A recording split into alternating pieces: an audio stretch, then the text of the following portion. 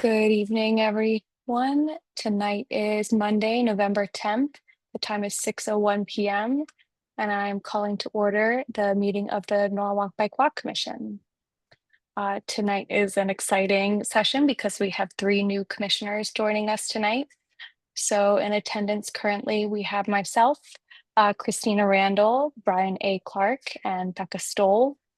And our other new commissioner is Elizabeth Stile, who will also be joining us tonight. And I will continue on. So our first item on our agenda here is welcome and introductions. So I want to welcome the new commissioners. So Christina and Brian, if either of you want to say hello and give a brief introduction to who you are, where you are in Norwalk, and what motivated you to join the commission. I'd love that, but no pressure. I don't want to put you on the spot. Brian, you want to go first? Let's hear it. So be it. So as Emily said, Brian A. Clark Jr., lifelong Norwalk resident, actually. The only time I was away was college at Virginia Tech. So here I am in Norwalk. I personally own my own real estate brokerage.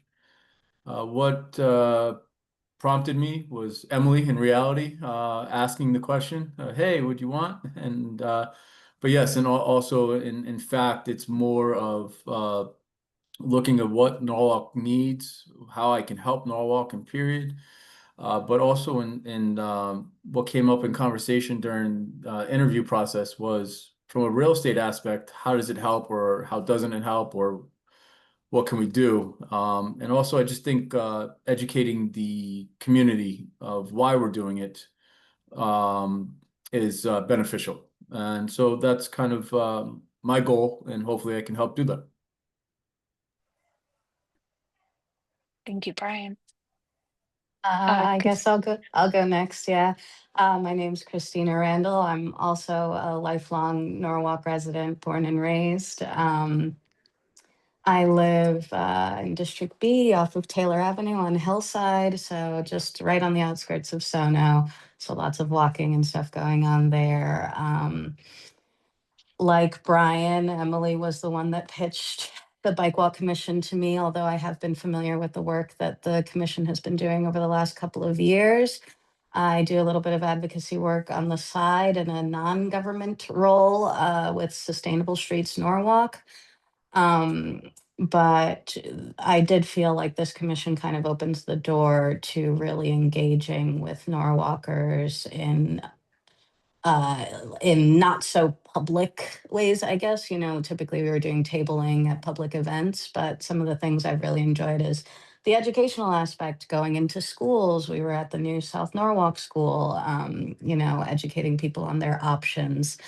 I even participated in like the bike safety course that Emily had set up at NCC, which I thought was just wonderful. So I have a background in teaching. I've worked with kids for a lot of my professional career. And so that's what I feel like I can bring to the table, kind of bridging that divide and making people realizing that biking and walking is for all.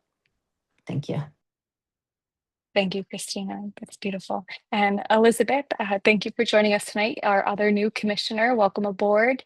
If you want, I don't want to put you on the spot, but if you want to just give a little background on how you found out about the Bike Walk Commission, what motivated you to join, and your kind of presence in Norwalk and where you're located. Yeah, thank you so much for having me. I'm really excited to join this commission. I have lived in Norwalk for about 5 years. I'm over in District D, in near Wolf Pit. And I learned about the commission from a friend who is involved in another part of city government, because I was telling her I was looking to be more active in Norwalk, and she said, check out, there are all these commissions and boards. And so I was looking through the page and found the Bike Walk Commission, which really resonated with me. I am a mom to both a toddler and a dog. And so we are out walking all the time, all year round. And I feel very passionately about creating safer streets in Norwalk that are more accessible to walkers and bikers. I admittedly am not, it's been several years since I've rode a bike, but maybe that'll change. But definitely creating more sidewalks and more improving our existing sidewalks. And did I miss anything? No, I'm just super excited to join. Thank you so much. I'm excited to hear that too. And it's really good to hear we have, a little bit of everyone coming from different perspectives, whether it's walking, biking, access for families, longtime Norwalk residents, new residents, and residents that have been here for a couple of years. So I'm really excited to have a full board and have you all here today. Thank you for joining tonight. Okay. With that, I'll move on to our second agenda item here, which is just a quick overview. And I did speak to some of you briefly just about our setup here, but I wanted to share my screen. So if you can see it, this is our agenda for tonight. And I wanted to quickly look over our E-code review. So a brief history on how we were, founded, what our mission is, and then briefly look at our strategic plan from 2025 and start laying the groundwork, especially now that we have a full commission, to outline our goals for 2026. And so with that said, I will pull up this link here and I'll share this in an email afterwards, but this is essentially our E-code charter. So this is really an overview of what our purpose is, from being founded or rather adopted in 2017 by the Common Council. Mayor Harry Rilling created the Bike Walk Task Force, or I'm sorry, Greg, it was the Bike Advisory Task Force. I forget the specific name, but is it in here? Yeah, at the Anyway. time it was a task force, and then that grew to a commission from there. Okay, perfect. So from 2014 to 2017, it was adopted by the Common Council, and we've been a commission ever since. So essentially what all of this says, and again, I'll share this afterwards in an email, but this code, if you haven't reviewed it yet, I highly encourage you to go through it. The other reason to that is that we've had conversations this year about updating or approaching the ordinance committee about amending our purpose, since it has been over a decade and our priorities have shifted a bit, especially with the development and the expansion of TMP and the work they're doing. We work very much hand in hand with their department, in addition to the Department of Public Works, the Health Department, and the Police Department. So I think it was either 2 months ago or 3 months ago, we voted to look to update our ordinance and meet with the ordinance committee. So that's something that's been in conversation these last few meetings. But I guess essentially the overview here is our advisory commission is to promote bicycling and walking as a safe, accessible, and sustainable mode of transportation and recreation that enhances the city's livability, economic vitality, and public health. With all that said, any questions or comments from other commissioners or Greg? And I see Jim Travers, you have joined us as well. Welcome, Jim. Thank you. For those of you who haven't met Jim, which I think everyone has because we all had interviews with him, but Jim is the director of TMP. So I'm very delighted to see you joining us tonight as well, Jim. Yeah, unfortunately, I could only join for a little bit, but I just wanted to pop on real quick. And this is, I think, the first time where we actually had 3 new members joining at one time. And I know that we had an opportunity to sit down and talk with each of you, but I think really from a whole commission standpoint, I think the work that we all do, I think is particularly important as we look to kind of make a change, right? And I think that's largely what we do, and sometimes easier than other times, right?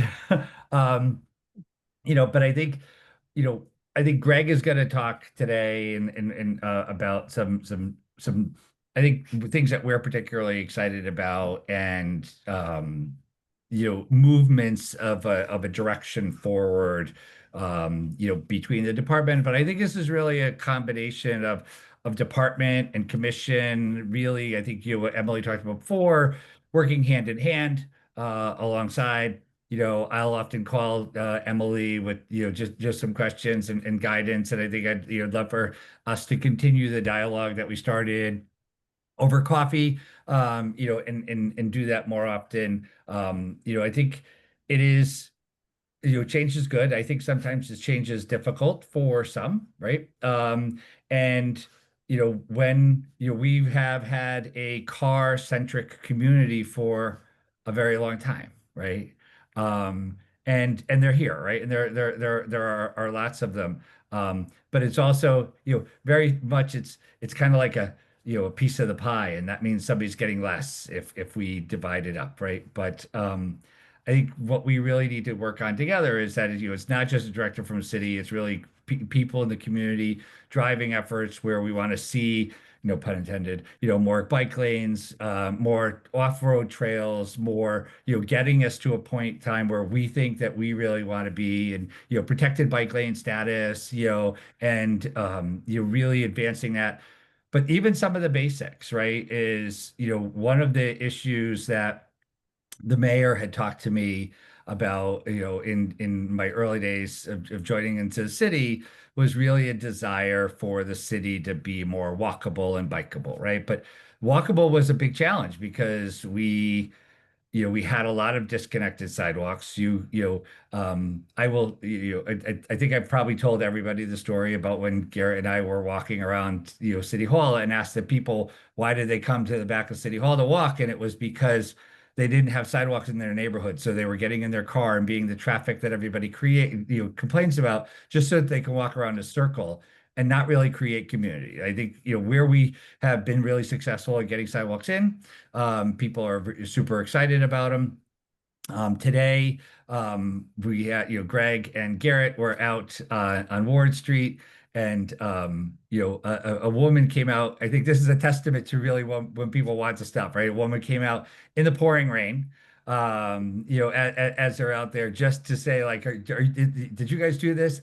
And then it was, I effing love these sidewalks, and she didn't, she had the entire word in there, right? But it just is a letter, a way of expressing, like this was really exciting, and it does it allows people an avenue to get out. And I think one of the issues that we always fall short on is really, and I think I go to the commission a lot, is like, we need you guys to be advocates for this stuff. And I think social media, the interesting thing about social media is where we are, and the people feel get a voice, right? Like, after we did the ribbon cutting at Hospital Hill, Garrett and I were out to lunch, right? And it was, that was a really hugely successful project for those, and just really transformed a little trade to create a little village, right? Where people can walk to, right? We did a lot of connecting sidewalks that did not connect there before, right?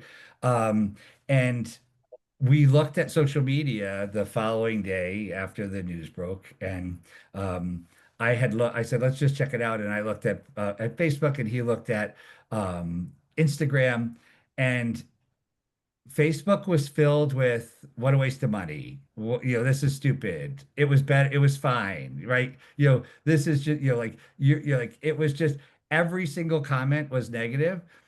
And in Instagram, nearly every single comment was, you go, this is perfect. This is great. You guys rock, right? So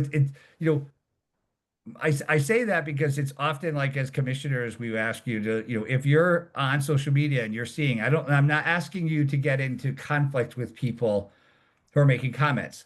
But if there's things that we're doing that resonate with you, you need to be a voice to say, these things, we like this stuff.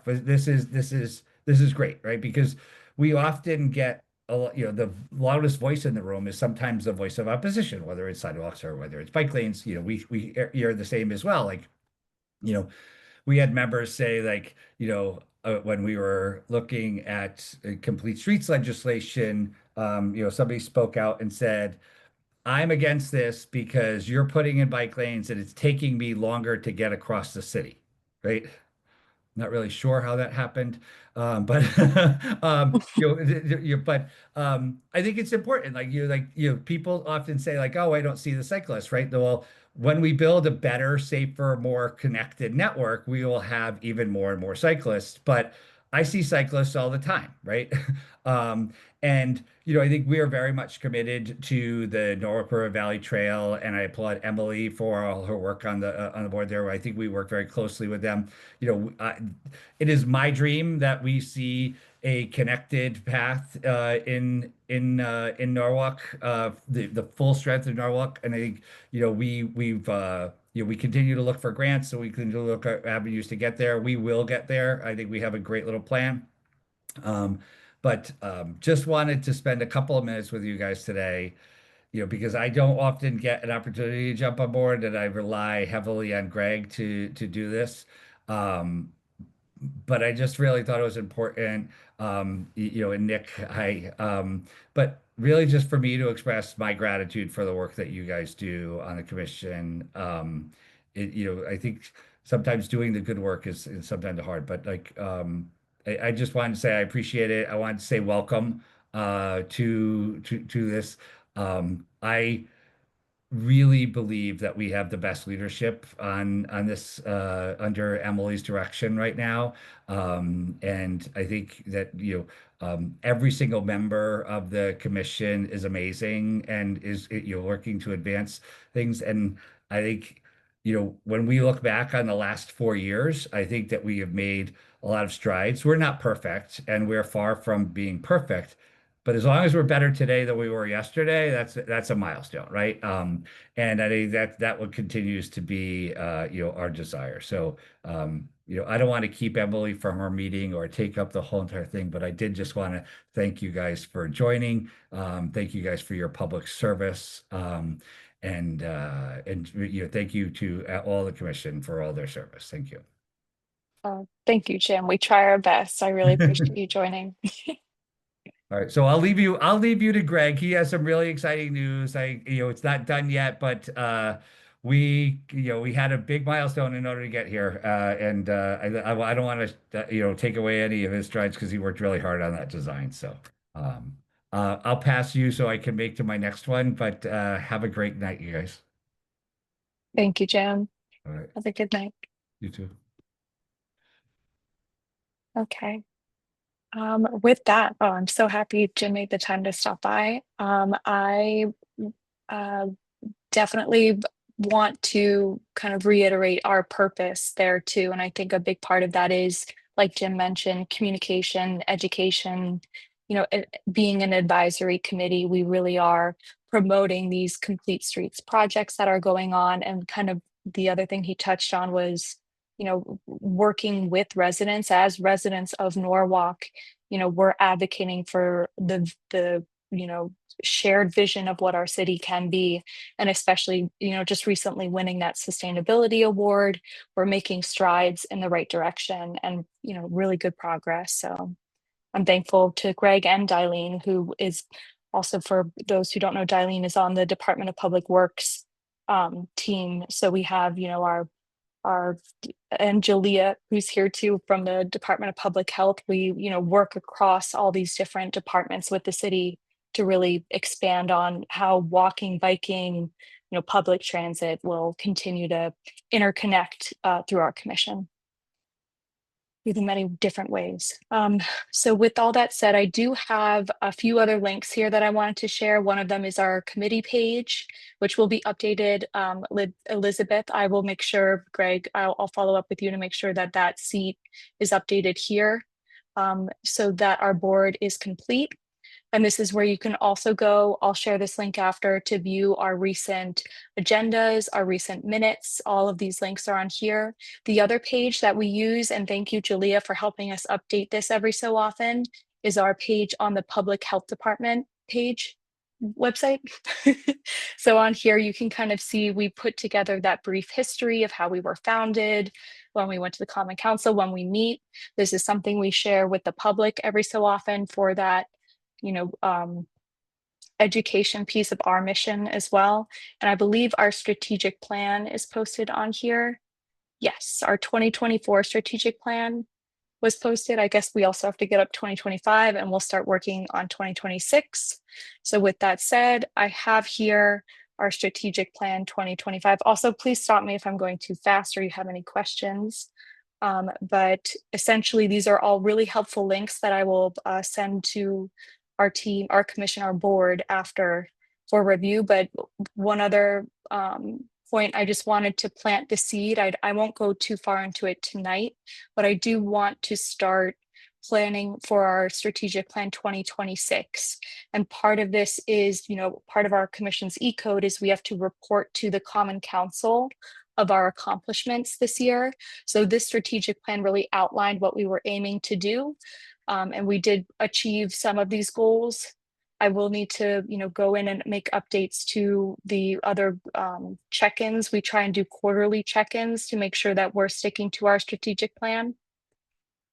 And we also do bike valet at events. I think some of you may have seen our bike valet stands at events like Earth Day, the NICE Festival, Pride in the Park in previous years. And then the Bike Walk Roll to School event, working with the Safe Routes to School team, which is through the state of Connecticut. And then earning recognition as well. So that bike-friendly community status. And then annual accountability and reporting. The last thing I wanted to share, if this is helpful, was our presentation. This was to the Republican Town Committee. I made slides. I don't know if we ended up even viewing the slides, but this really does go over in its highest overview why we exist and what we do. It answers really, essential questions to what the Bike Walk Commission is. And I know in the past, I don't know if Manny's on yet, but we talked about doing a video kind of guide, a quick minute video about what our commission is, why we exist, and things like that. And this is sort of a presentation of, what really we're all trying to accomplish here as a commission, as a group, as a advisory commission to the city. Okay. All that said, the last link I have here is just the link tree that I think Tanner set this up originally. The two domains we have, Bike Norwalk and Walk Norwalk, currently point to this link tree page. And this is updated with our meeting days and times, as well as any other critical references to projects going on within the city or law updates across the state, things like that. Any questions from commissioners or the public about our broad overview of the Bike Walk Commission? Okay. Then moving on, I will go back to our agenda here. So moving on, I will now open up our conversation to the public. So if there is anyone from the public that would like to introduce themselves or share, I see we have, actually, Darlene, I think Manny is joined as an attendee. If you wouldn't mind moving him to a panelist.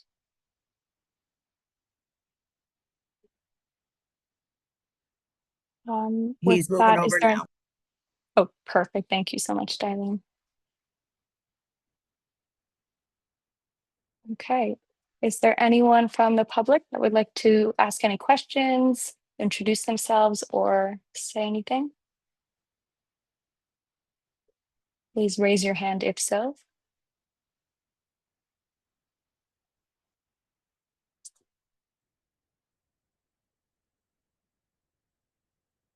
Okay.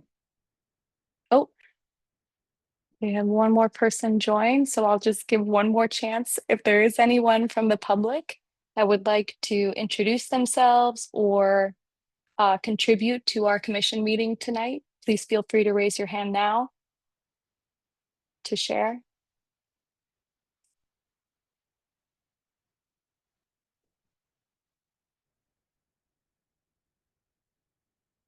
Okay.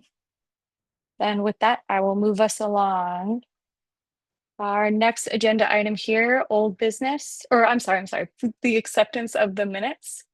Approval of the minutes from October 6th, 2025. I did email Darlene one quick edit, but if any other commissioners had any edits or changes, or I could entertain a motion to pass those minutes.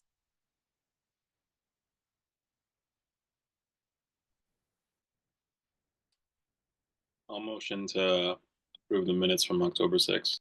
Second. Thank you, Nick. Thank you, Becca. All in favor?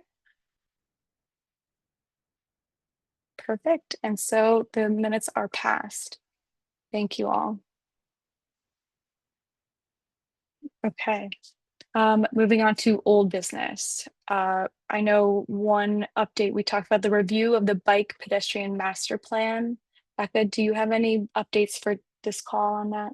Just briefly that I've finished reading through the whole document and have made some more headway on the checklist, which is for those who are new, it's a Google sheet that I've put together where I'm basically the bike ped master plan that the city commissioned in 2012 is like a 96-page long, like wordy document. And what I thought we needed was literally because it says, we'd recommend doing this, and I'm like, okay, did we do that? Did we do that? So I'm making it into an itemized list so that we can then send teams out to audit and figure out what still needs to be done.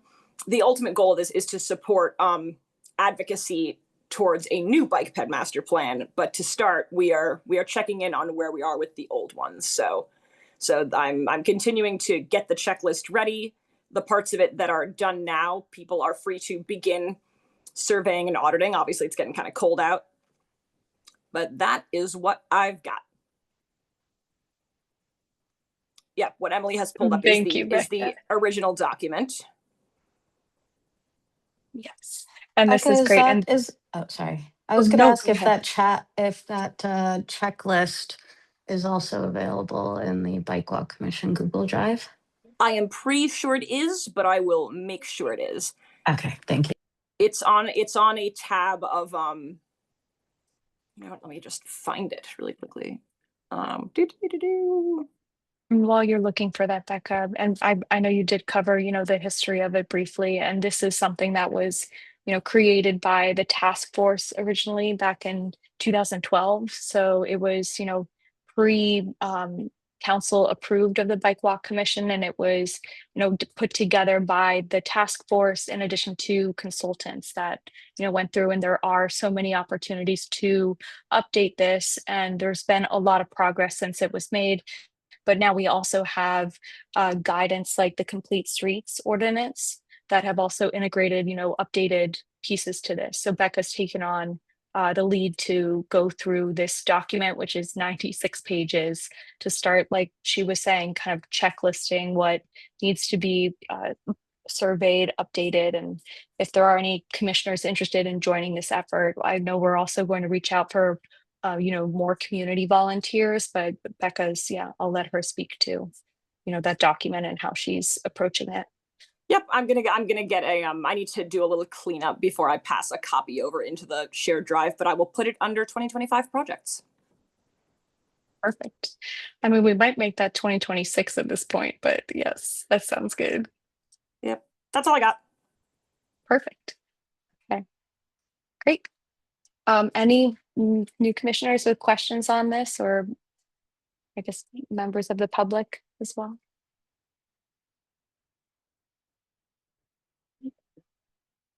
Okay. Next item on our agenda is updates on the e-bike safety seminar planning. So for a little more context here, I have been working with the Bike League instructor, Chaz Foster from Sound Cyclists, and the lieutenant from the police department, as well as, Greg and TMP and Julia from the health department, on planning an e-bike safety seminar. It's looking like we're still in the planning phase. We haven't cemented, the group that would be giving the presentation. We did talk about starting with something smaller and virtual to really be able to, spread the message and have that ability to join virtually to reach more people. But we're still in the planning conversation phase. So I don't have a lot of updates since our last meeting, but if there are any commissioners interested in joining that effort, It's just a lot of coordinating and planning, and then ultimately promoting and sharing this to, schools in the area, to parent groups in the area, and to e-bike users. So hopefully, bike shops and things like that, as we are seeing a lot more e-bikes on our streets. Any questions or comments on that?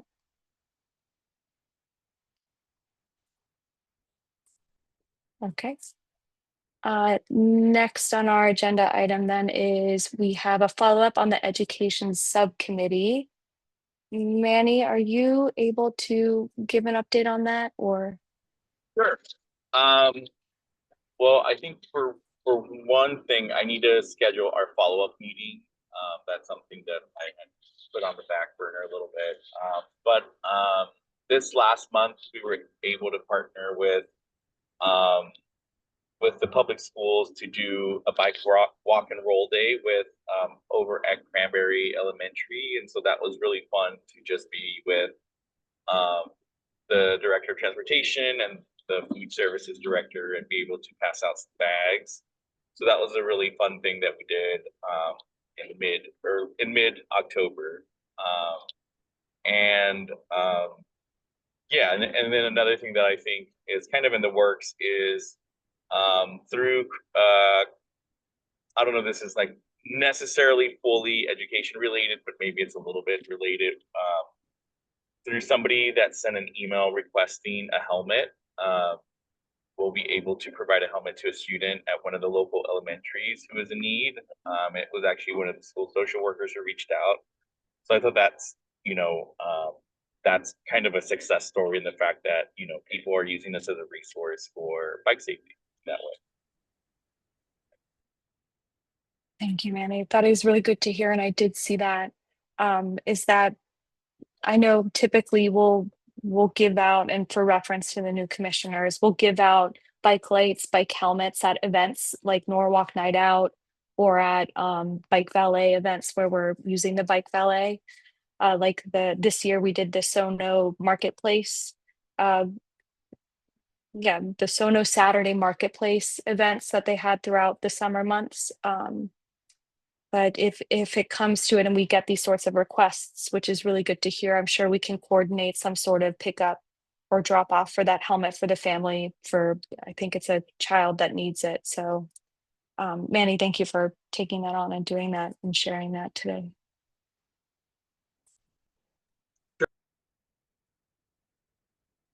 Okay.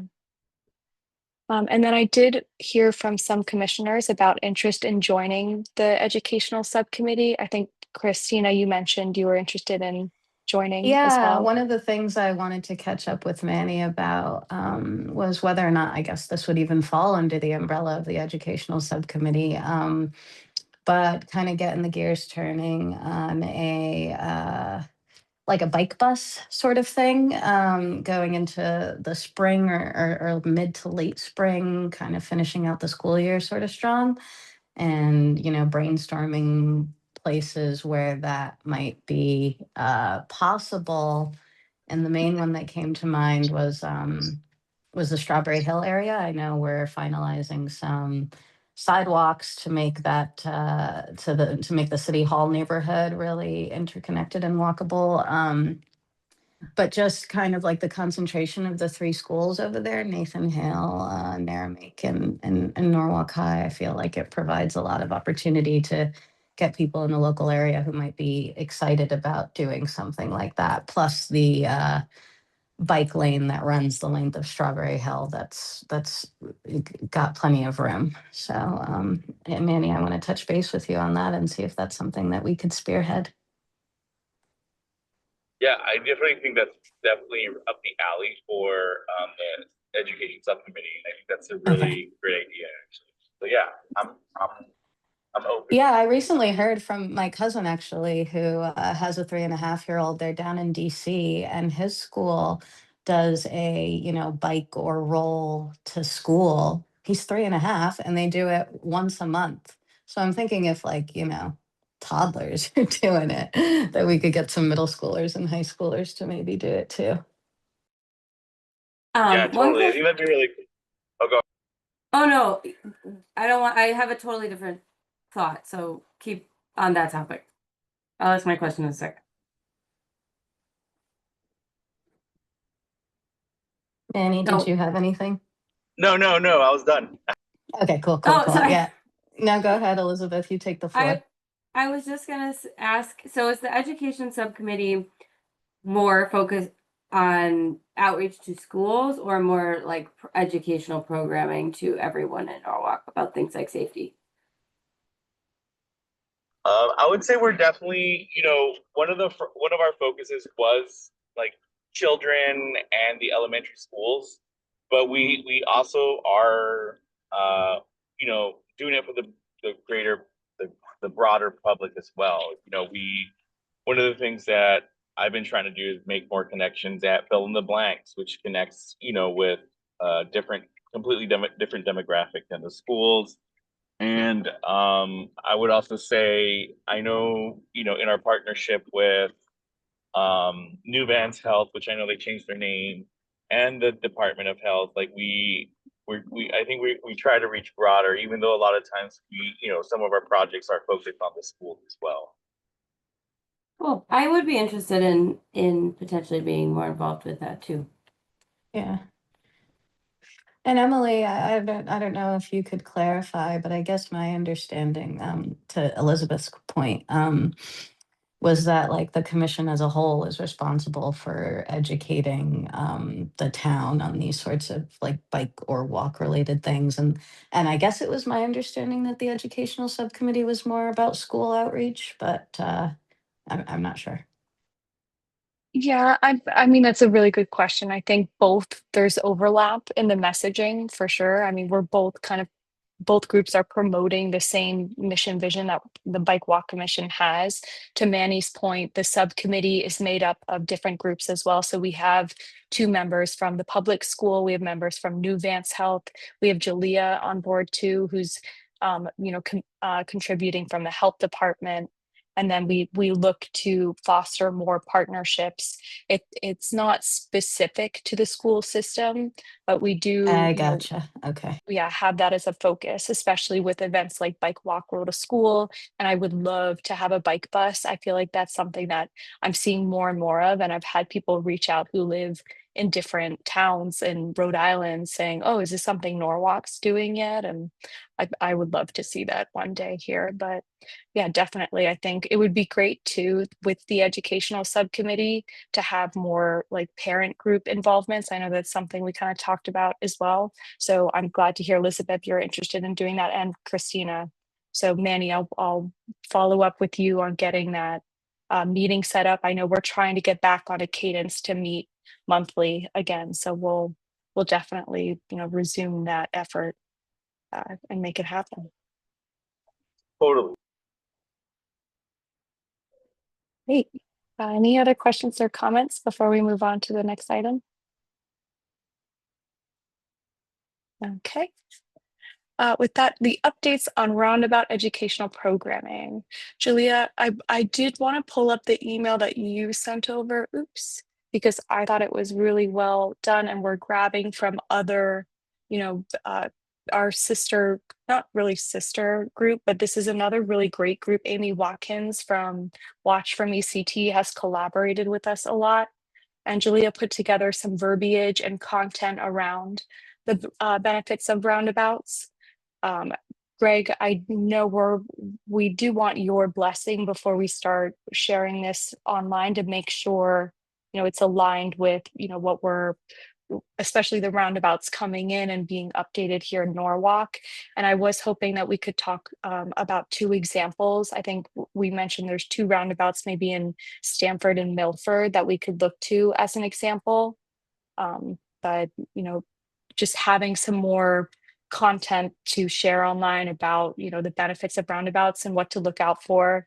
Recently too, if you haven't seen it yet, ConnDOT, Connecticut Department of Transportation, has been sharing videos on how to use roundabouts, because there's been a lot of confusion as more and more go in across the state. So I thought this was a great opportunity for us to get involved in that conversation. And I thank you, Julia, for, finding some content to put together there.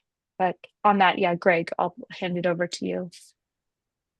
Yeah, no, I mean, Watch From ECT is a great source, and obviously the state of Connecticut as well. I think the biggest thing is, there's a lot of different types of roundabouts out there. We've seen mini roundabouts and, larger scale roundabouts at state roads that are popping up all throughout Connecticut, and how well they're being incorporated. So, we're happy to look at these, before we go live with them online to ensure, alignment. But there's a lot of good content out there for supporting of roundabouts out there, and how to navigate them properly, and a lot of data that backs that up, not just from a simple Google search, but just from FHWA or the state of Connecticut. So there is a lot of good content and data out there to support it. So anything you put together, Julie, I appreciate you putting these together. We're happy to look through them before you advertise them live on social media. Thank you so much, Greg and Emily. Thank you both. Okay. So then, yeah, it's another great kind of topic for our educational subcommittee too, and our broader, Norwalk Bike Walk vision. But great, we'll get that going. I'll follow up on that email you sent, Julia. The other item I have here, and I did put this together, Greg. So this is another responsibility we have, especially when it comes to grants. But Greg, I'll let you speak to the letter.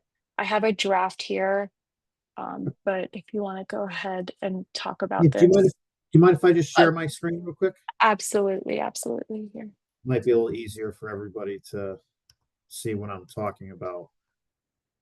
Okay. Can everybody see my screen? Mhm. Okay. So as Emily brought up, as part of the upcoming LOTSIP, which is a state-funded program through the Department of Transportation and WestCog, which is the Council of Governments that Norwalk falls under, they're soliciting projects for the upcoming grant funding solicitation. And the city, we have a few ongoing LOTSIP projects that are were previously awarded, that were currently under design or in construction for right now. So this is a new opportunity for another project, and this project encompasses Ward Street. So as you can see, this would be the half-mile section of Ward between Main Street and Union Avenue. For those who aren't familiar, right now we are doing sidewalks on the one-way portion of Ward Street between Adams Avenue and Union Avenue. There's no sidewalks there today, so we're adding new sidewalks. And this would kind of be our phase 2 of this project, which basically would continue. There are sidewalks on both sides of Ward Street, but the sidewalks are in very poor condition. The roadway is very wide through here. The travel lanes are wide. They're nearly 12 feet width.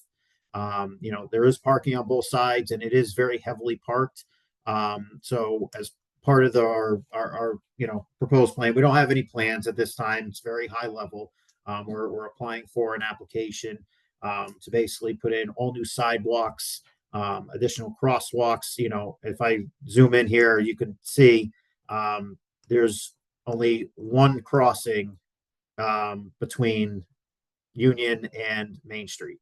So if you wanted to cross from Aiken Street, you have no crosswalk here, and it's an uncontrolled stop from the approaches on Ward Street.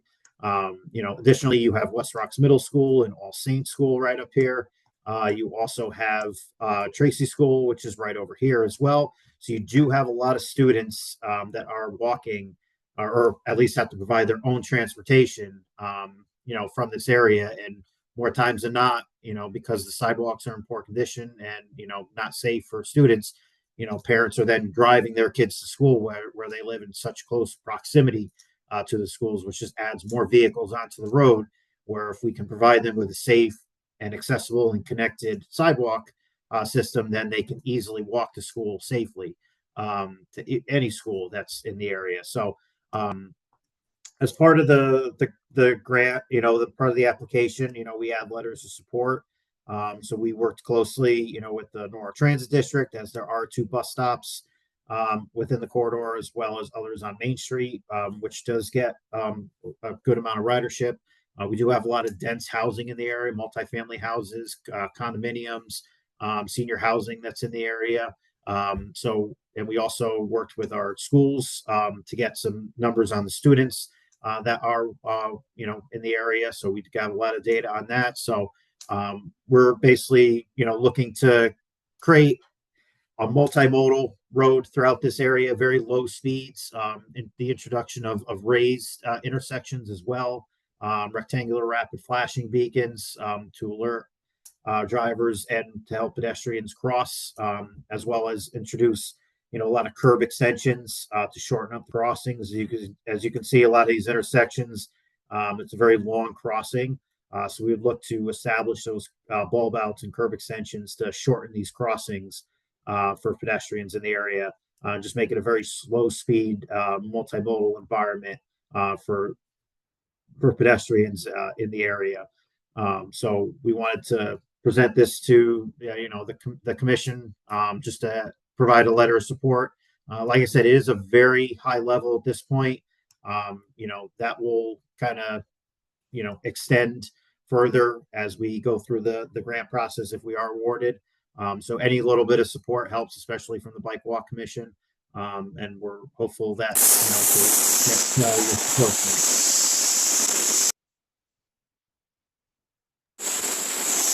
Oops, Jody, I think you're having some issues with your microphone, but I did see. Yeah, we cannot hear you. Thank you, Greg. Sorry about that. No, it's okay. And also to note on top of it, you talked about before the bike and ped plan. So this actually was the section of Ward Street was included in the bike ped plan. It was a priority 3 corridor, and it did call out for new sidewalks. So we are pulling from that previous planning document. And this is why those planning documents are so important, because it does have public support and it was vetted, previously.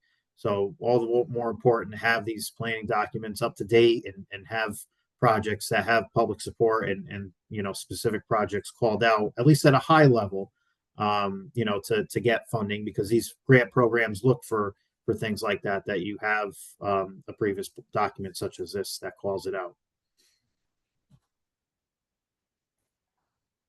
Perfect. Thank you, Greg, for walking us through all of that on Ward Street too. So then for new commissioners, just the process here, I have written up a letter, based on what Greg was talking about, and it would be great for all of the commission to, be on board and support this. So it's not just myself as chair. So I believe, Greg, we do have to vote on this letter of support, and if it is something that we all agree on and will support, correct? Okay. Yeah, if everyone's in support of signing the letter, and Emily, you can sign the letter, but you can sign it on behalf of the entire commission, and we can provide that in with the application. Okay. So then I don't know if I can make the motion, but I can entertain a motion. I'm not sure that there's precedent for putting letters of support for a vote, because I can definitely say I put in a letter of support that didn't get put to a vote. I don't think it's a bad idea, but I don't know if I just want to say that if you're starting that precedent, then do so knowingly, because if we need a vote every time we put in a letter of support, that does provide some limitations. It's a good point, and I'm just wondering if I'm signing on behalf of the entire commission as opposed to writing one off just me. I would need permission from the rest of the commission to say we're all in support of this. Whereas in the past, you're right, Nick, we have had letters of support go out, without voting for the entire commission, and it was, an individual letter of support. I don't know if that's the differentiator, or I don't think I'm definitely not trying to set the precedent. I just want to abide by the rules here. Yeah, I think it's just more on behalf of the commission.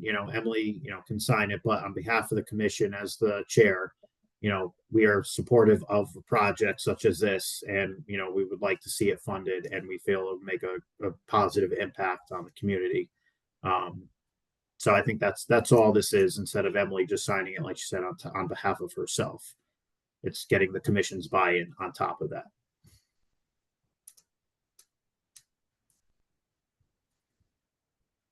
Okay.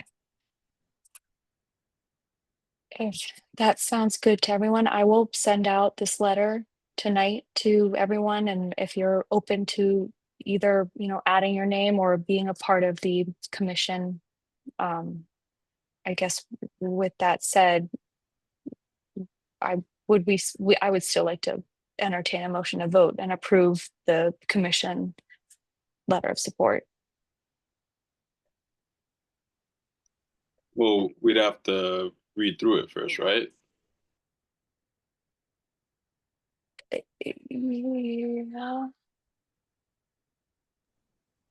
I guess my point is it might be better to have that letter sent out to the commission so that the commissioners can read through it and sign off, or maybe not sign off, but like the motion saved for the next meeting, because Yeah, unfortunately, it is due this Friday. Hmm.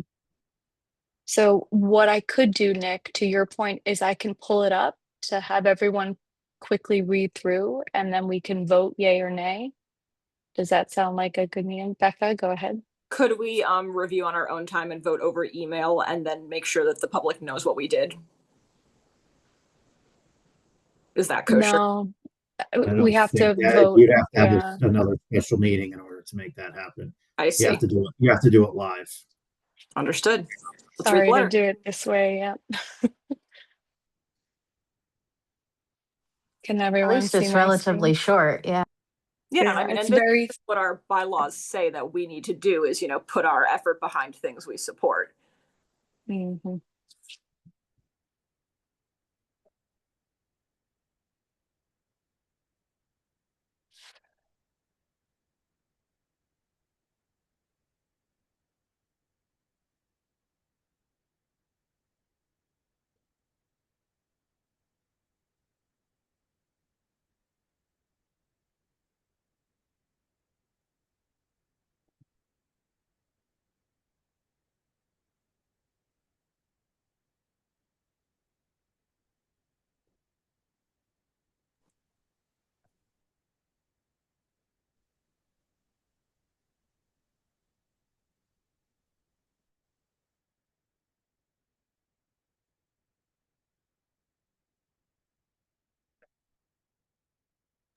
Greg, in your experience, this is sort of the amount of detail that would play well.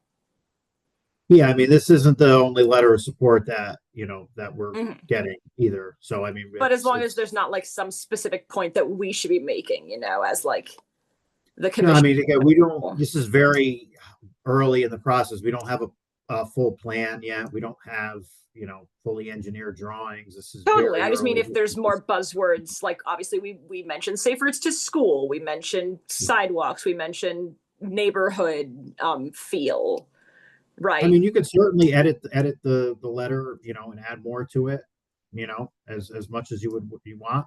I But think that's just the best this use is of the commission's time right now, which is why I just wanted to ask if there's anything specific that it would help if we said. yeah, it should certainly help. Yeah, I mean, nothing. I Wouldn't think the deter amount of it. detail that's on letter is pretty appropriate. My only question is, how do we know it's Mr. Pickering that this letter should be addressed to? Because he's the head of Westcog. Who is, I'm assuming, the person who approves such, Yes, he's the executive director of Westcog, and this is where the application goes to. gotcha. Okay. So Westcog collects applications that and then chooses the ones to send to the state. Is that how it works? Yeah, so Westcog is the council of government. So each council of government oversees a number of municipalities throughout the state. So, whenever there's a lots of solicitation, it kind of goes through. They're like the intermediary. Okay, they're the funnel because we don't have county government. Correct. Yes. Thank you. Mhm. I move to throw the full Bike Walk Commission's support behind the letter as written. Thank you, Becca. Can I get a second? I second it. Thank you, Christina. All in favor? Okay, it's unanimous. Okay, with your all permission, I'll add each of our names here as a full commission, and I will send this over to Greg and add our letterhead. Thank you all for taking the time to read through this. Okay, and thank you, Greg, for helping us put the letter together. Thank you. Okay. Next item is also something I'd love for you to talk about, the new West Ave pavement markings, the red and green pavement installation. Yeah, so I mean, obviously, it's still in the process right now, so you don't have any aerial photos, but I just wanted to show you this quick little concept plan that we had. Can everyone see my screen? Yes, sir. Okay. So obviously this year, through our paving contract, which is overseen by the Department of Public Works, West Avenue was paved between Maple Street and Wall Street. So what we looked at was the pavement marking plan. Obviously the existing conditions had very wide travel lanes. Throughout the area, we had 12, 13-foot travel lanes. And, obviously parking lanes on both sides. So what we did was we looked at, it was a retrofit project because obviously it was just milling and paving. There was no removal of any curbs or widening or narrowing of any roads. So we just looked at how we can, is there any way that we can make this road more multimodal, adding, bike facilities, a dedicated bike facility at that along here. And we also worked with the transit district as well, based on the results of their COA over the last couple of years, and looked at where their new stops were going to be. So we tried to incorporate those into our pavement marking plan. And basically we were able to, based on the dimensions of the existing road, we were able to fit a dedicated bike lanes all the way through from Maple Street, all the way up to Wall Street. So obviously it's a busy corridor. There's a lot of intersecting roads, signalized intersections that come through here. Obviously we looked at incorporating, if you've been out there recently, the green pavement markings, green pavement at those intersections, the conflict points, as you will, to show more where those dedicated areas are for cyclists, as a dedicated, bike lane area. And we looked at the red pavement markings as well, which would highlight, for bus pulling areas for a bus. So this way they don't have to stop within traffic within the area. This also, where these, also looked at, all these stops along the entirety of the corridor where we could incorporate, we weren't able to get all curbside stops or all dedicated bus stops in. So we did have some spots where, we were able to incorporate bus bike lanes. Sorry, my computer's going really slow here. So as you can see right here, just north of Leonard Street here, we did do some new stencils, which is a shared bus bike only stop and bike lane through the bus stop. And we were able to, like I said, continue the bike lanes all the way on both sides of the road, bi-directional, all the way up to Wall Street. And then obviously that would connect to the Belden Avenue bike lanes, which are in existence today. That takes you up to Route 1. And then close by there is the NRVT as well. So we're trying to expand the dedicated bike network and make those connections to our existing infrastructure that's there today. So this was quite a process to get to this point. We worked very closely with our Public Works Department.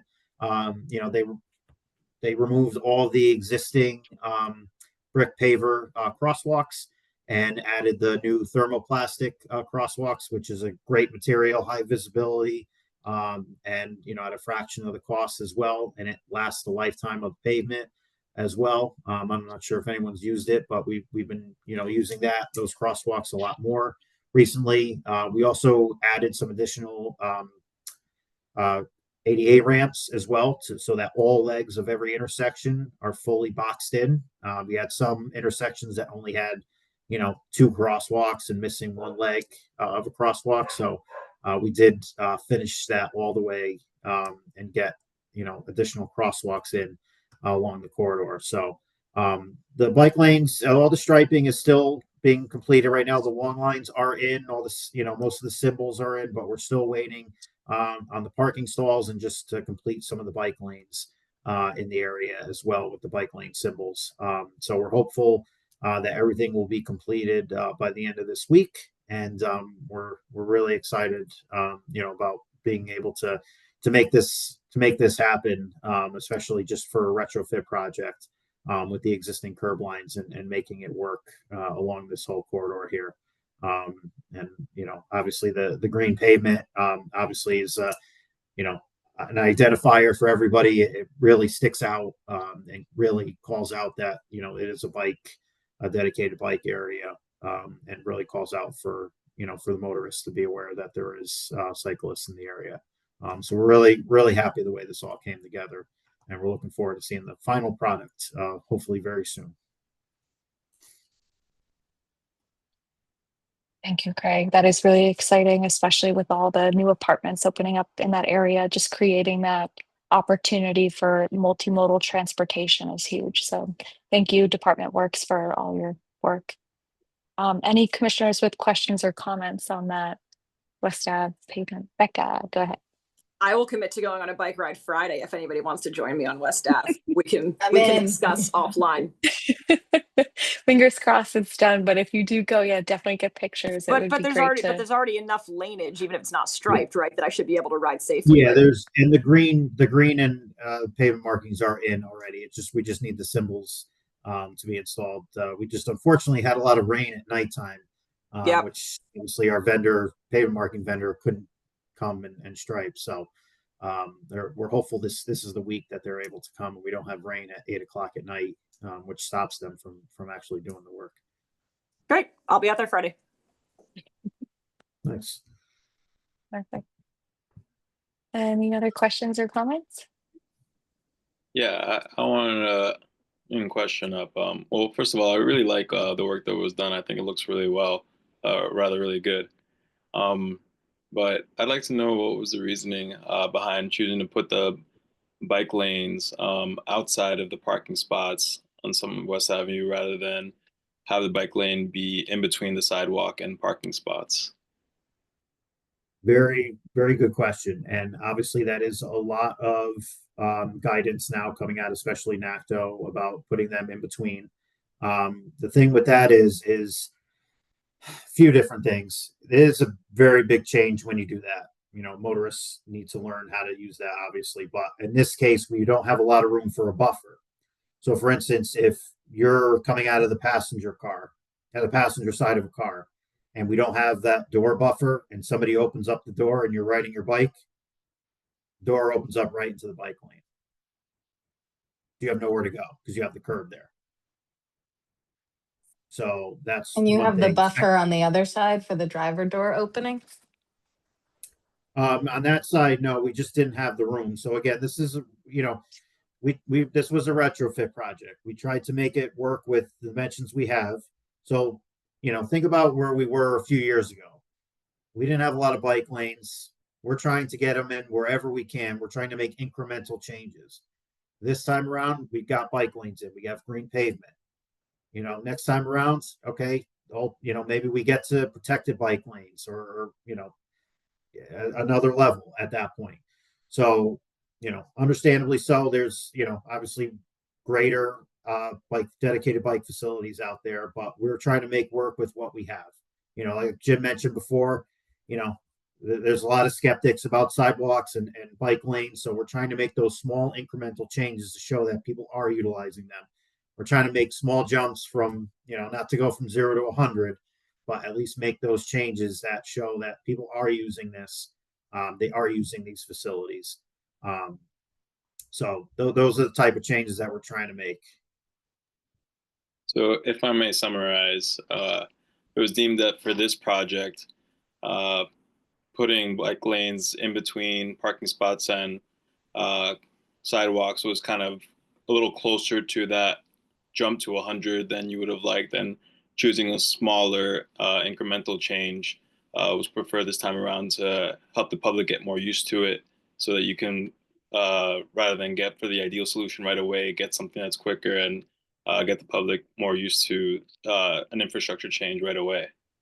Is that about right? Yeah, I mean, like it's yeah, I mean, more or less. I mean, don't forget this was just a resurfacing project. This was just mill and pave. You know, the existing curb lines weren't changing. You know, we didn't do a full corridor analysis at the entirety of the corridor to look at oh, what can we do to make the road wider, more narrow in spots, and how can we make a protected bike lane work, and how would that affect all the signal heads as well. Along the corridor. Last couple of years ago, we updated all the signals along West Avenue. We put in all those new blank out signs and took out all the static signs, like all the yield to pedestrian signage. So there's a lot more that goes into it than just, just take away a lane and just, put a protected bike lane in throughout the whole area. We tried to make it work with what we had. And, like I said, like I mentioned before, that incremental change, to make that small jump to show we have a dedicated bike facility now where we didn't have one before, and to have more people starting to use it. The next time around, it could be something much greater than that. Understood. Thanks for the background, Greg. Thank you. Okay. With that, our next agenda item here. Sorry, I lost. I think Becca had a question. Is that correct? Oh, Becca, did you have? a question? I think it more or less got answered. I just sort of was thinking the same thing Nick was thinking, that this is basically like this road was going to get repaved because of like a different project no matter what. So this was our moment to be like, oh, what can we do within the confines of the budget, right? It's sort of a don't let the perfect be the enemy of the good. Mm-hmm. Which I'm glad we're doing something. Right. And now assuming that it goes well, then we can come back and be like, next time we do West Avenue, let's do a big study, let's get a grant, let's do the infrastructure, etc. That's all. Perfect. Thanks, Becca. And great question, Nick, and thank you, Greg, for walking us through that. I do have on here, it looks like I might have put a little duplicate item on our agenda tonight. I have a roundabouts overview. Previously constructed roundabouts throughout CT. I know we were working on educational material, so I don't know if there was anything else to add there, Greg, but I guess that was a double up. I think it's just more or less about the educational subcommittee and the work, and how we can put out the content to educate the public on roundabouts and others that have been done throughout Connecticut. I know there's one in Stamford at Greenwich and Ave and Pulaski, I believe. And then there's one in Monroe as well at the intersection of Route 111, Route 110, which is a great example of a three-legged roundabout. That was an existing signal that meets two state routes, and it flows, traffic flows very smoothly there and at very low speeds at that. perfect, thank you. And I think I said Milford earlier, but thank you. It's Monroe was the example. Okay. And then the next agenda item here, I will have to push to our next meeting. I would like to invite Bridget Moriarty from the Safe Routes to School program to discuss the benefits of sidewalks and creating a connected city. We were in conversation, but I don't think she was able to join tonight. So I will reach back out and see if I can get this pushed to our next meeting.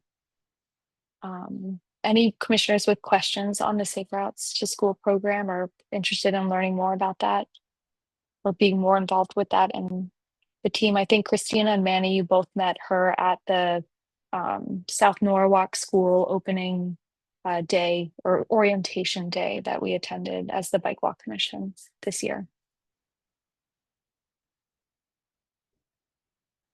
Okay. Moving on, we have the city sidewalk construction status. Greg, I will hand this back over to you. I know we have a list here of a long list of sidewalks that are currently being constructed. And I wanted to see, I don't think it's on here, but I did notice which lane is undergoing some construction as well. So it's not on the list, but I did pass that the other day and was really excited to hear more about that. Yeah, so this is a mix, this is like a coordinated effort, this is, TMP and this is DPW. So a lot of sidewalks going in, obviously this year. I think we'll have about 12 miles of sidewalks by the end of this year when it's all said and done. So some of these are part of the paving program overseen by the Public Works Department. So like West Rocks is under, that's the federal grant, we're overseeing construction on TMP. We have that northern end of sidewalk done between Merritt Parkway and Creeping Hemlock. And then right now the contractor's working between All Saints and going up to the Merritt Parkway right now. They'll come back and finish. That will be done by July of 2026. Adams and Ward, that continues to roll on. We're out there today where the resident came out and told us, what a effing good job we're doing and the sidewalks. And she was very happy with everything. So that's hopeful. We should be all wrapped up by the end of this year on Adams and Ward. So we're really excited about that. East Wall Street, that one will continue into next year. A lot of challenges on East Wall Street. There's a lot of underground utilities and cold chutes and voids in the sidewalk, because there's such old infrastructure in that area, but we're continuing to get stuff done there and moving forward. Hospital Hill, that's substantially completed. We had our ribbon cutting a couple weeks ago. It was a great event, and that project is finally done. Flax Hill Road, Public Works is doing a great job overseeing that in 2 different phases on such a busy long road like that. I believe phase 1 between Highland and Arbor is completed. Right now we laid out for pavement markings last week, so we're just awaiting on that first section to be striped, which does have a dedicated bike lane in one direction. And then, the phase 2 going towards Washington Ave, that's continuing to be completed. I believe that one's supposed to be completed by the end of this year as well. Grubman Avenue has substantially been completed. That was another, that was a great job by our Public Works team. That was quite a process over the last year plus to get that road done, and really came together. And Beacon Street, same thing, another sidewalk project right behind City Hall. And then, like you said, Witch Lane, that's part of paving, and that continues right now as they paved and put new concrete curb in, and now doing all the sidewalks. So a lot of exciting sidewalk projects we're wrapping up here toward the end of this year. Thank you, Greg. Yeah, I'm really excited to see just this progress, especially this year. It's the most sidewalks put in, I think, ever in the city's history. So it's a really, great to hear. I'm walking on Grumman Hill most days, and it's so nice. And they look amazing. They're really sleek. Yes, they did a nice job. Any questions or comments before we move on? Okay, 2 more items here. So we have the Route 1 Connecticut Avenue sidewalk gap at Rampart Road. Was So I'm that? just going to, Okay, I go put that one on there. So I'm just going to share my screen. Just pulling it up here. So this one was identified in the Route 1 corridor study when we were going through with the consultant when we officially kicked off. This was obviously identified as a critical sidewalk gap. Let me just pull this up here real quick. Let me share my screen. I'm sure you'll all recognize it. It's directly across from Chick-fil-A, right next to PC Richards, where the sidewalk just kind of ends. And then, you have this, couple 100-foot sidewalk gap, and then it picks up again. You see this worn out path area here where people are walking. So that means that they walk actually into the street in order to continue walking on this sidewalk. So, the Route 1 corridor study, that's continuing. That's going to be wrapping up by the end of this year. There'll be another public meeting in December. But one of the outcomes that we wanted to address was some of those short-term goals, those quick hit projects that we can go after.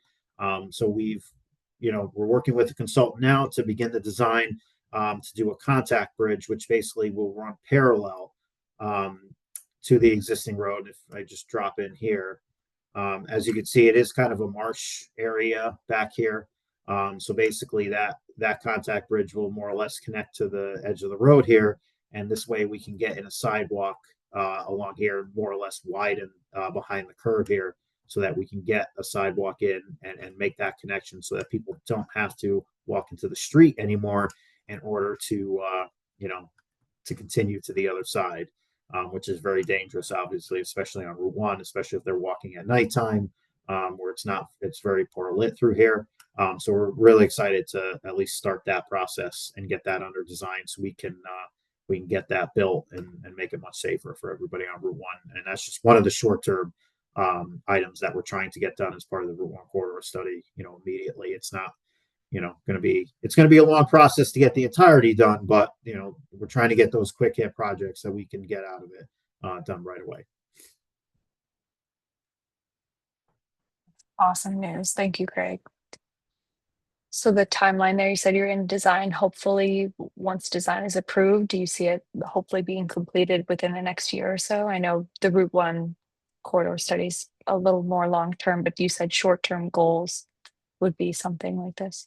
Yeah, I think any of those short-term projects that we can get done, obviously the entirety of Route 1, that's going to be a large undertaking to do, and it's going to be broken up into phases, obviously, to complete, just because of the infrastructure that would have to be done all at once. So any way we can, as long as it fits into the long-term goals, we want to get these projects done so it shows some movement on it. And it was an intense process through the Route 1 corridor study, so we want to make it worthwhile. We don't want to wait 50 years to get it done.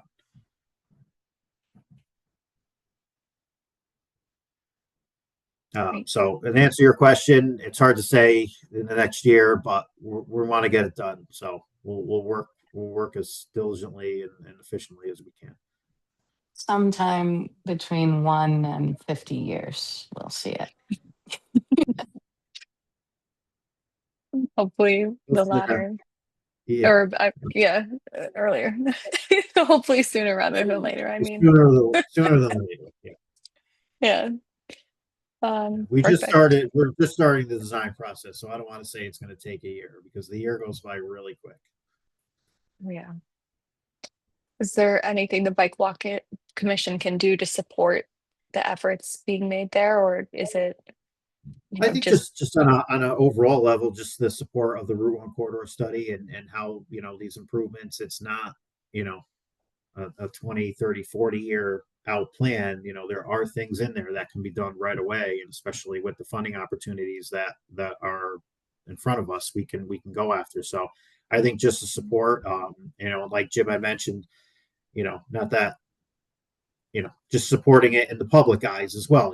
People are talking about it, just say, hey, this could be, there are items in there that we can do right away that the city is working on, to fill those sidewalk gaps and fill those critical components, so that things are getting done. So I think just supporting the overall Route 1 corridor study and just being our, being another extension of us out there with the public. Definitely. Okay. Then with that, our last item here on new business is the Calf Pasture Beach bike lanes. Yes, so I added this, Emily, after we had chatted, and this is something that we've been working on alongside with DPW. So let me just share my screen one more time. Thank you, Greg. Sorry, I know. No, all good. So last year, into this year, obviously, Public Works and alongside with Rex and Park, because Rex Park obviously oversees the park, installed a multi-use path and resurfaced the entirety of Calf Pasture Beach inside the park, not the road. And as part of it, we also wanted to create a bi-directional bike lanes, inside the actual, circulatory access drive. And with that, we incorporated, put together a pavement marking plan to add bike access in and out of the park that connects you with the multi-use path that's along the water on the southerly end of the park. So we're really looking to, we put this together in coordination with the Public Works Department and Rex and Park. So they're looking to try to get this done most likely in early spring next year, before the park does open, for the season next year. But we are pushing this forward and we are looking to incorporate it. I know folks from the NRVT were also, really supportive of this as well. Especially once we put in the shared use path along the water. So this more or less would take you all the way into where the multi-use path begins at this southern end here, just beyond this driveway. So this area right over here is the new 12-foot wide asphalt multi-use path here for pedestrians and cyclists. This way you can take it all the way into here, into the park. And then when you leave, you can use the bike lanes exiting, which gives you a 6-foot bike lane with a 2-foot buffer between you and the vehicles. So we're, providing a dedicated area for cyclists to get into and out of the park.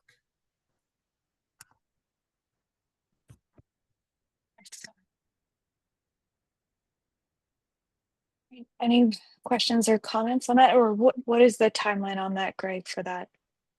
So I think we were looking to try to get it done this year, but most likely it probably won't be till the early springtime next year. We'll see. If we have good weather, it might be something that we can get done in December.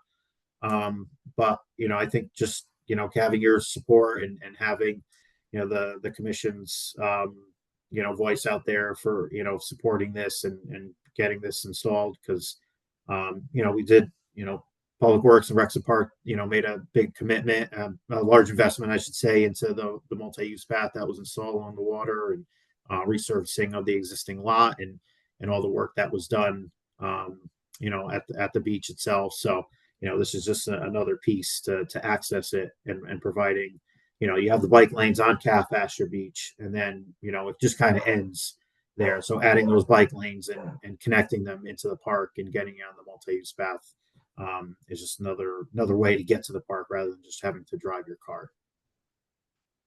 Right.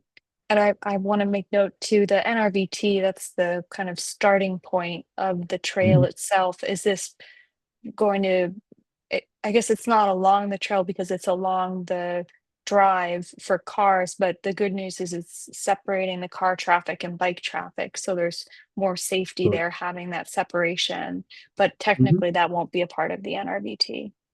No, not technically, but at least it gets you into the park. It loops you around, has a dedicated area, and then you have that starting point, on the east side of the park, I guess, where the NRVT actually begins.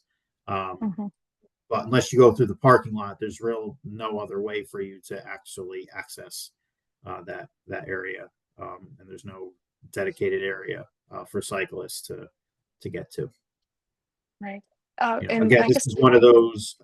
Oh, sorry. No, I was saying this is again one of those. Those changes, incremental changes that we're trying to make. Just providing with striping, just having a dedicated area for cyclists to get to that spot. In another section that could change. We could have a multi-use path around the entirety of the whole park.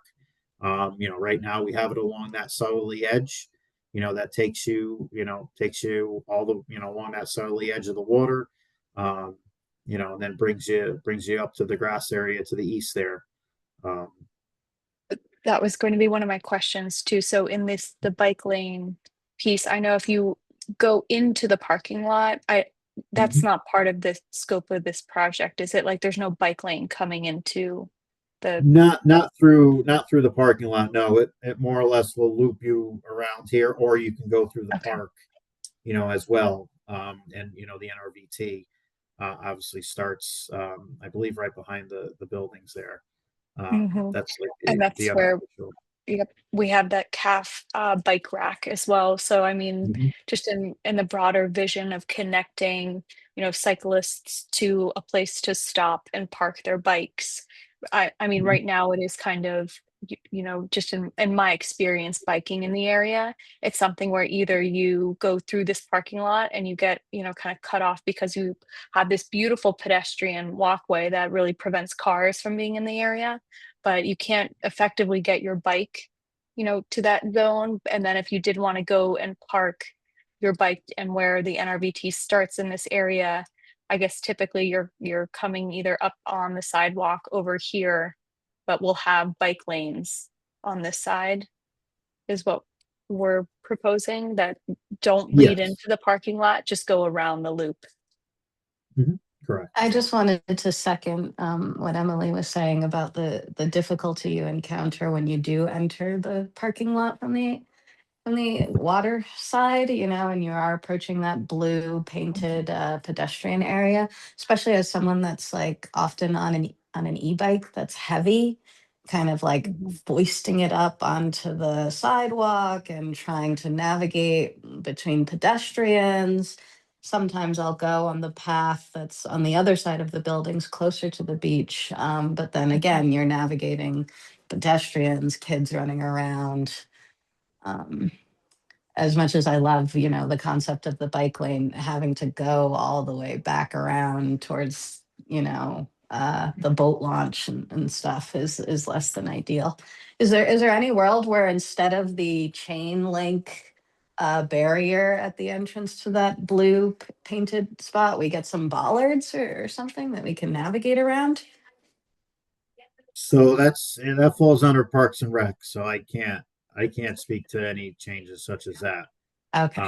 You know, this was just, you know, we put together this plan for Rex and Park and for Public Works.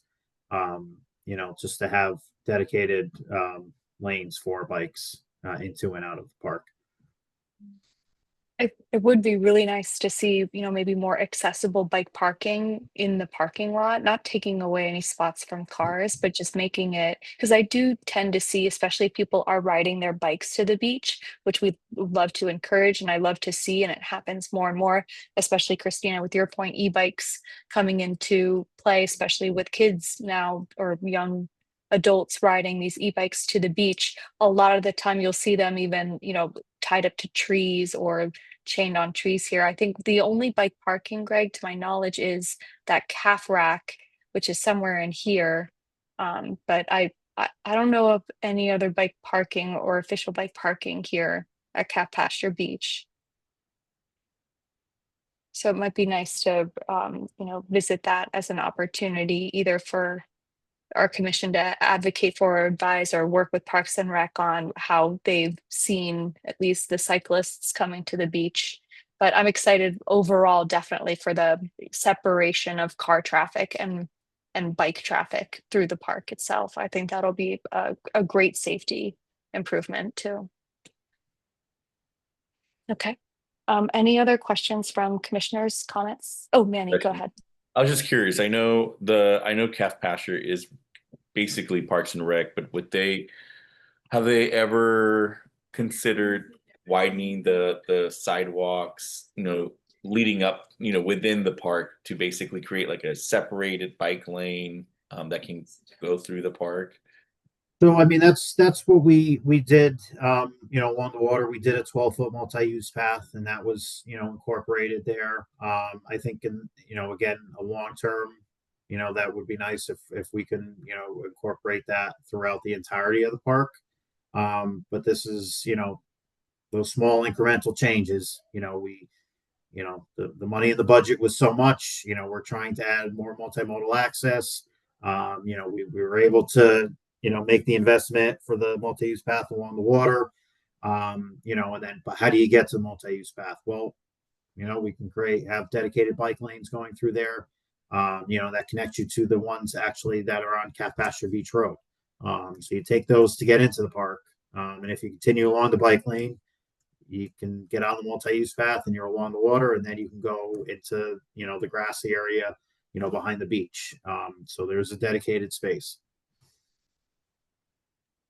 I'm curious too. I know the Norwalk Transit District has a bus service that is it Route 4 that goes to Calf Pasture Beach? It is, Potentially. yeah. Mm-hmm. But I So I thought that with the wonder, revamping of the network that there might be more frequent bus service, but I think it remained the same. It's like every hour or something. So, and it ends at I think like 7 o'clock, okay. which is tough. But definitely, I would love to see more opportunities for multimodal transportation and encouragement for users to use other, because I know the parking lot is expensive and fills up, but, oh, Becca, go ahead. We also don't know if NTD plans to extend that service in summer, which is something we could throw our support behind. Or even some kind of like sign making campaign or social media post that say, like beach concert this weekend, park in the lot by the Key Food for only $6 and take the bus. Park at the mall and take the bus. Mm-hmm. These are the kind of things Definitely. I would love to see our town doing. But also, I think to some extent, we charge non-residents a lot to park there, so it's also probably an important source of revenue. Very true. It sounds like a good opportunity to work with the Rec and Parks Department to see, what they're seeing and maybe align with them as the Bike Walk Commission and what we can be doing to, incorporate advice and support, especially for multimodal transportation. But I'm really overall, thank you, Greg, for the update on the bike lanes. That'll be a great improvement to see at the beach. Okay. With that, I know we're a little over time, but I did want to give the opportunity, Julia, if you are still here, any discussions from our partner departments from the health department from you? No, Emily, I don't have anything. It's kind of slow right now because it's getting colder, but thank you. Of course. Okay. And then last, any other comments from our new commissioners, current commissioners? No? Okay. Oh, I just want to add something that I want to add for the next agenda, which I meant to add it for this agenda, but I want to revisit the Cemetery Avenue sidewalk at the new what is it called? At the new building, basically. And RD up point. Yep, exactly. And the accessibility. But that's it. I'll add it for the next meeting's agenda. Thank you, Manny. I do remember seeing that in the minutes, and I apologize for not adding it to the agenda for this time, but we'll definitely get it on the December agenda. Thank you for reminding me. Okay. Then with that. Also, it's kind of exciting on East Avenue. I've noticed the lighting that they've added, so that's exciting to see those new light poles. I don't know if that's TMP, but that's kind of cool. Yes, I've noticed people are starting to respect the no turn on red when I cross the street. Love that.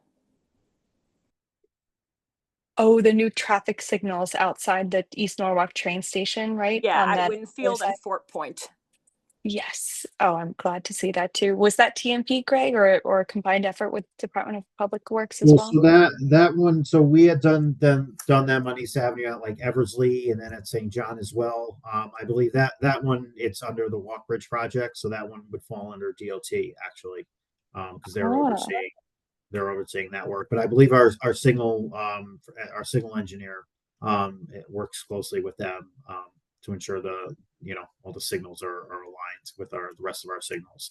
But we but like I said, we did do the ones on St. John and at Eversley as well. And all the ones on West Avenue were the precursor to those 2 years ago. Are they also responsible for the streets, for the lamps, the sidewalk lamps as well, up East Avenue?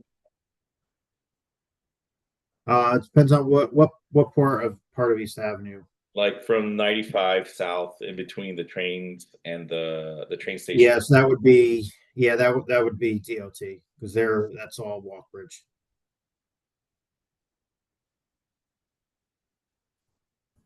Okay. Cool. I guess the one last comment I have for everyone is I think it's been just about a year to date. On November 12th, 2024, the Complete Streets Ordinance was approved and adopted. So we're celebrating a 1-year birthday for the Complete Streets Ordinance. But on that note too, Greg, I did want to ask, I don't think there's been a formal meeting yet. Is there an anticipated date for the the ordinance committee to meet, or is it kind of dependent on requests that come from the city? The Complete Streets Committee? Yes, sir. Yes.